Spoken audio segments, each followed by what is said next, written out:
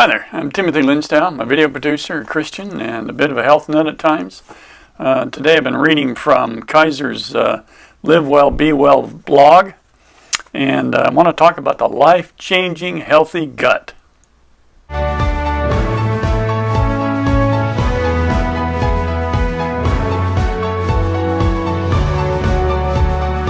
Alright, they got a good article in here on what could be a life-changing healthy gut issue for yourself.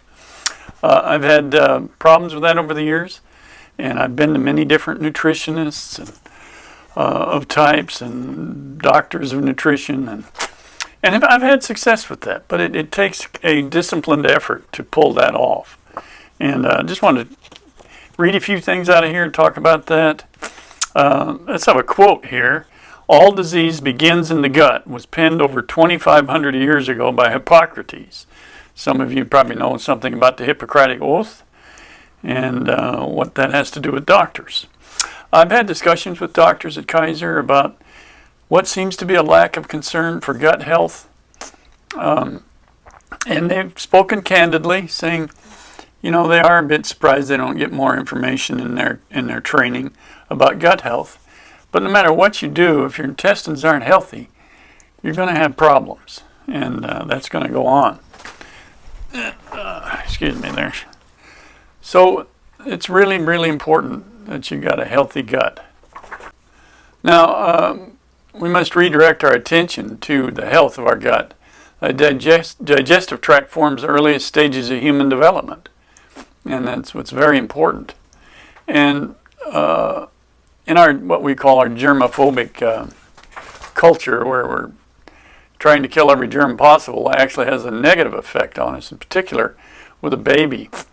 They've done some research and discovered that babies that are born to cesarean sections actually suffer with more asthma and ailments, because the woman's birth canal produces hormones that produce a wide variety of bacteria in the birth canal that actually inoculates the baby. And I thought, wow, that's quite a story. And so, you know, your path to good health is paved with good intestines. Kind of a nice play on word. So we'll kind of move on a little bit. One of the most important strategies keeping your gut healthy is to feed beneficial bacteria in the gut with fiber.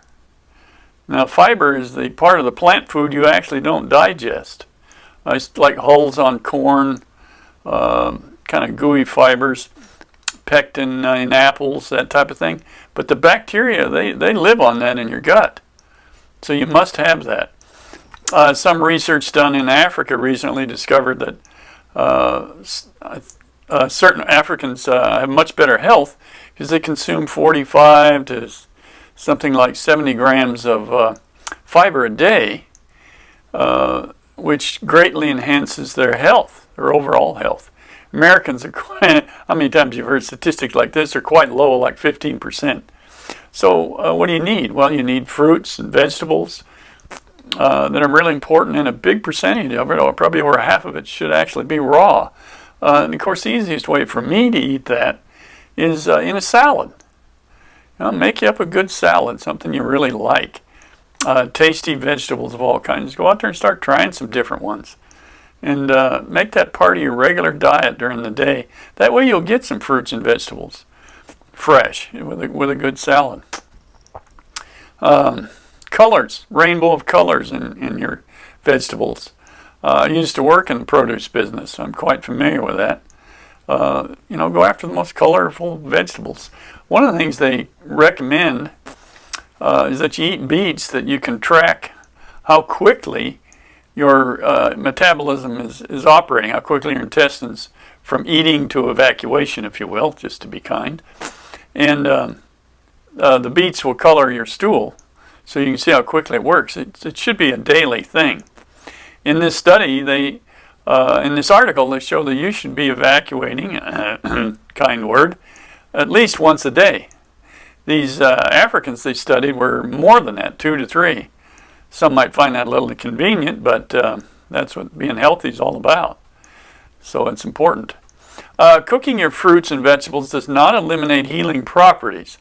Again, however, it's a good reason to eat half of your fruits and vegetables raw, which, apples, oranges, bananas, carrots. I mean, carrots are hugely consumed, and they're good, easy to eat. Also, let's talk about artificial sweeteners a little bit. We all think, well, if we use diet soda, we're not, going to gain weight or that type of thing. And a great tool for diabetics and that sort of thing. And they've done found some alarming information that sweeteners may promote the growth of harmful bacteria in your gut. And processed foods are typically low in fiber and high in sugar, which actually has the opposite effect of what you're after. This article also mentions that 2 brains are better than 1. The gut itself is often called the second brain, because all of the major organs and parts of your body are actually communicating with the gut, and you're highly affected by that. So that's really, really important. Again, it shows you the importance of your health of your gut. Lifestyle factors have a direct impact on the quantities of bacteria in your gut.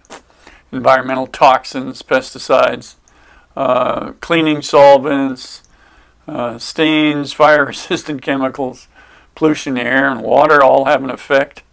Certain drugs, antibiotics. I've noticed that about antibiotics have an immediate effect because they're killing bacteria.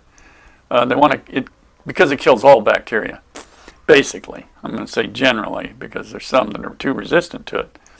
But one thing I have noticed lately, my pharmacists make a point that 2 hours after you take a dose of antibiotics, have a good cup of yogurt. There are a number of yogurts out there that are good with probiotics. Speaking of probiotics, you'll see a lot of those suggested now. You can pick those up at any health food store anywhere, and I'm sure some are better than others. But I've used those and a variety of other things like turmeric and the probiotics in the yogurt to reinvigorate your gut. And it does help. Sometimes it takes a little while before it all comes together. Now, how do you know you're having that problem? Having some problem? Well, if you have a chronic bloating, cramping, bouts of unexplained diarrhea, constipation, irritable bowel, all that kind of whatnot, you got a problem, because you shouldn't be having that problem. And it's a sign that you've got dysbiosis. In other words, you got an imbalance in your gut that's causing your problems. Weight gain or difficulty losing weight, achy joints, chronic low-grade anemia, heart palpitations. I know what that is. Just went to the doctor a few weeks ago for that. So I know what it is to struggle to get the right bacterial level and the right bacteria in your gut working. One of the quickest ways and probably the least desirable ways you want to do is your stool. Actually, over half of your stool is actually dead bacteria, and that's that bacteria working on the food you're eating. The good stuff dissolves. It turns over rather quickly in your body. In this article I read, so more than you should be having 1 good bowel movement a day, if not more. They suggest more in here. So it's very, very important. So if you're experiencing any of those symptoms, get to your doctor, tell them you're having those trouble, and if they just want to give you antacids and that type of thing, press them a little harder, or just start changing your diet. Make half of it raw fruits and vegetables. Really cut back on any sugars, corn syrup that's in your diet. That seems to have a negative effect on that balance in your gut. Try the probiotics. You can talk to your doctor about that. Remember, I'm not a doctor or nurse or anything here. It's just an article I've read here. But I know it works when you really start to pay attention to your gut, getting it healthy, eating healthy. Overall, you'll feel better and you'll do better. So, enjoy life. Take care of yourself. It's really important. I'm Timothy Linsdow. Thank you, and like and comment on my video, and subscribe to my channel. Thank you.